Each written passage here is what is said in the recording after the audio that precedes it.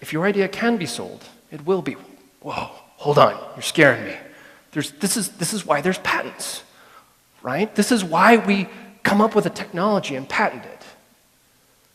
Say you've got an idea for a new technology, it costs $30,000 to $50,000 to file that paperwork with an attorney. It then takes 3 to 5 years for the US Patent and Trade Office to even give you a decision on whether or not you should get a patent.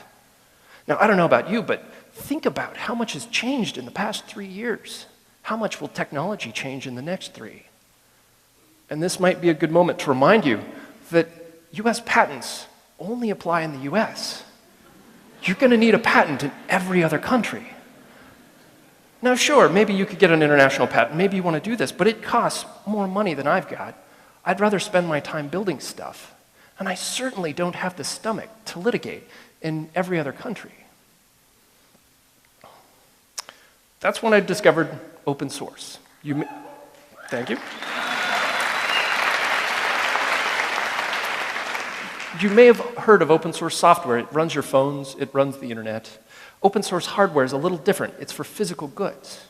The first step to open source hardware is that you come up with an idea and you share the plans with all your friends. And then you tell them that they can go ahead, take your idea and modify it.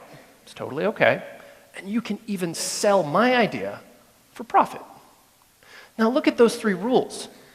That's going to happen no matter what. Whether you've got a patent or not, folks are going to reverse engineer your idea, they're going to modify it, and they're going to sell it. Open source hardware starts from this premise and adds only one thing, and that is that any future idea will also have to be open. So if you've got an idea, it can't be closed if it gets copied. Give you an example. Scissors. Let's say I come up with the idea for scissors. I give you the CAD drawings or the model or whatever it takes, and you're really into unicorn horns.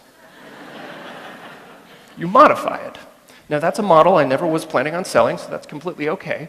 But I look at those unicorn horns and I say, I wonder if I can learn something from that. I bet maybe I could shrink down those horns and add some bumps to the original scissors and make for a better grip. So you see, we can learn from each other's improvements and all the while innovate and create a better product across multiple bases.